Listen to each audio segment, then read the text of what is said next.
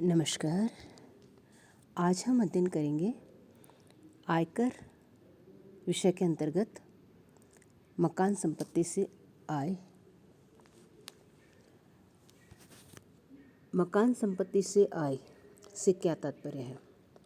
आयकर अधिनियम की धारा 22 के अनुसार मकान संपत्ति से आय शीर्षक के अंतर्गत करदाता के ऐसे मकान एवं उनसे लगी हुई भूमि के वार्षिक मूल्य पर कर लगाया जाता है जिनका वह स्वामी हो, परंतु जिनका प्रयोग वह अपने व्यापार व पेशे के लिए ना करता हो, जिसके लाभ कर योग्य हो। इस धारा में जो प्रयोग किए गए कुछ महत्वपूर्ण वाक्य है, उसका अर्थ इस प्रकार है। सबसे पहला आ रहा है हमारा मकान या उनसे लगी हुई भूमि। मकान संपत्ति से आय शीर्षक के अंतर्गत केवल मकान संपत्ति की आय पर ही कर नहीं लगाया जाता, बल्कि उसके साथ जो अटैच्ड भूमि होती है, यदि वो मकान से अटैच्ड है तो उस भूमि पर भी कर लगाया जाता है। यदि जमीन किसी मकान से लगी हुई नहीं है तो उस जमीन की आय पर अन्य साधनों से आय शीर्षक के अंतर्गत कर लगता है। यदि केवल मकान से लगी हुई जमीन को ही किराए पर उठाया गया है लेकिन मकान को किराए पर नहीं दिया गया है, तो ऐसी स्थिति में जमीन का किराया अन्य साधनों से आय शीर्षक के अंतर्गत कर योग्य होगा। यहाँ पर हम मकान के अंतर्गत रिहायशी मकान, दुकान, गोदाम, कार्यालय, सिनेमा हॉल, स्टेडियम, सांस्कृतिक अथवा मनोरंजन कार्यक्रम के लिए उपयोग में आने वाले भवन को भी सम्मिलित करते हैं। मकान से लगी हुई जमीन में मकान का अहाता, खेल का मैदान, बगीचा, स्विमिंग पूल आदि भी शामिल किए जाते हैं। नेक्स्ट है हमारा वार्षिक मूल्य। वार्षिक मूल्य के अंतर्गत मकान संपत्ति के वार्षिक मूल्य पर कर लगाया जाता है। वार्षिक मूल्य की गणना भिन्न भिन्न परिस्थितियों में भिन्न भिन्न तरीकों से की जाती है।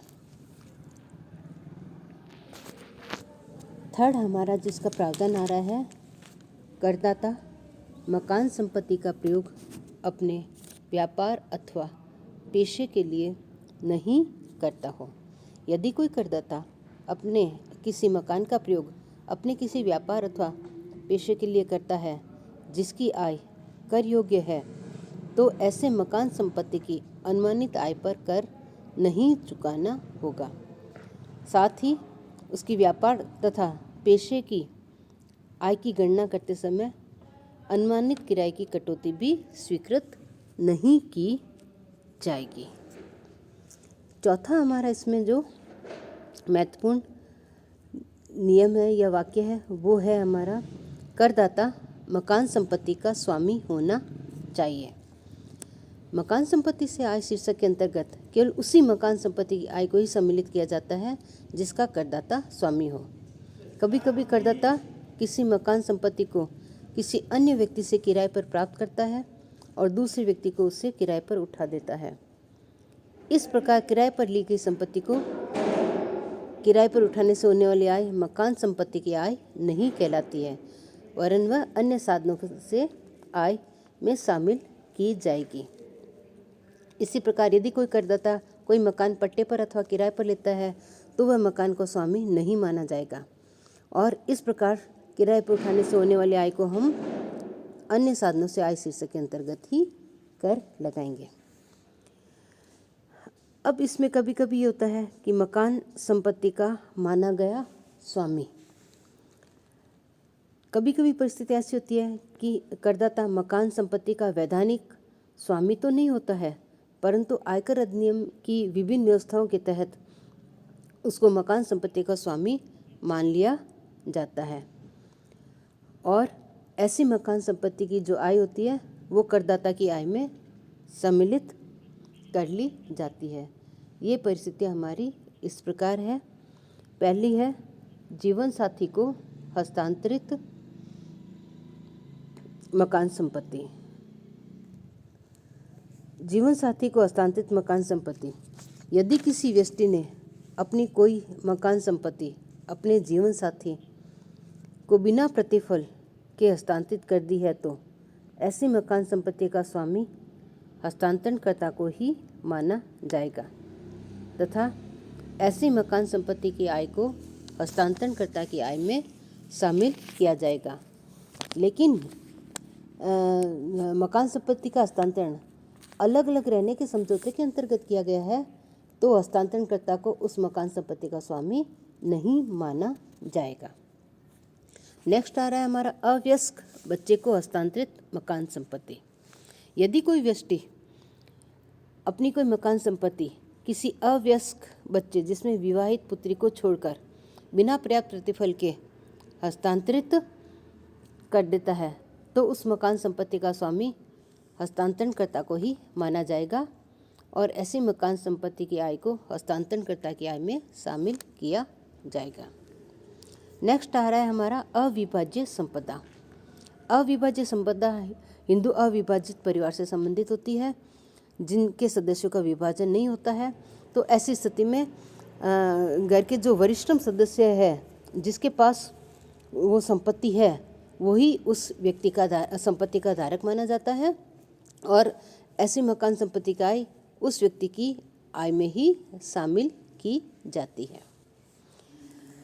नेक्स्ट है हमारा सहकारी समिति, कंपनी अथवा व्यक्तियों के संघों के सदस्यों को आवंटित मकान।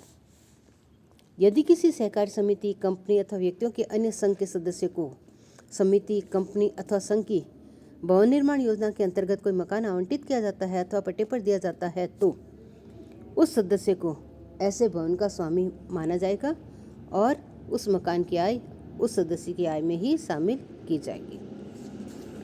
उसके बाद है क्रय किया गया मकान जिसका पंजीकरण नहीं हुआ है। ये धारा 27(3)(a) के अंतर्गत यदि किसी व्यक्ति ने कोई मकान क्रय किया है और उस मकान का कब्जा भी अनुबंध के आंशिक क्रियान्वयन के तहत प्राप्त हो गया है परंतु उस भवन का पंजीकरण अभी तक रजिस्ट्रेशन उसके नाम नहीं हुआ है और ऐसी संपत्ति का हस्तांतरण अधिनियम 1882 की धारा 53(a) के अंतर्गत ऐसे भवन का स्वामी क्रेता व्यक्ति को ही माना जाएगा और ऐसे भवन की आय को क्रेता व्यक्ति की आय में ही शामिल किया जाएगा। नेक्स्ट आ रहा है हमारा धारा 269 UAF की व्यवस्थाओं के अधीन हस्तांतरित मकान संपत्ति की आय है। तो इस धारा के अंतर्गत किसी भवन से संबंधित अधिकारों का हस्तांतरण बिक्री, विनिमय या 12 वर्ष या अधिक अवधि के लिए पट्टे के रूप में हुआ हो, चाहे वह हस्तांतरण का पंजीकरण कराया गया हो अथवा नहीं कराया गया हो, ऐसे भवन के संबंध में क्रय करने वाले व्यक्ति को न केवल भवन का कब्जा ही प्राप्त होता है अपितु कानूनी स्वामित्व को छोड़कर सभी अधिकार प्राप्त हो जाते हैं। तो ऐसे भवन का स्वामी क्रेता ही माना जाएगा और इस भवन की आय क्रेता की आय में ही शामिल की जाएगी।